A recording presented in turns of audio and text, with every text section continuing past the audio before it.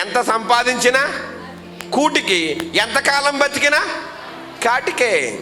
ప్రపంచాన్ని జయించి ప్రపంచమంతటిని పరిపాలించాలనే ఆలోచన కలిగినటువంటి అలెగ్జాండర్ చక్రవర్తి 3 పదుల వయసులోనే మరణం ముందు తల వంచాడండి.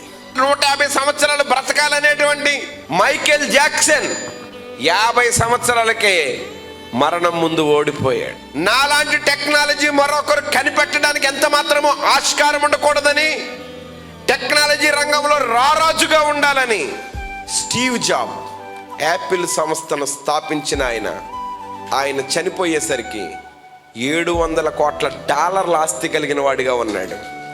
అలాంటి ఆయన క్యాన్సర్ బలహీనత వచ్చి ఐసీలో పెట్టబడి ఆ మిషన్ శబ్దాలు వింటూ ఆయన అనుకున్నాడు, అయ్యో నేను టెక్నాలజీ రంగంలో రారాజుగా దూసుకుపోవాలనుకున్నాను, నా అంత గొప్పవాడు ఇంకొకడు ఉండకూడదని అనుకున్నాను, కానీ మరణ భయం చేత నేను పీడించబడుతున్నాను.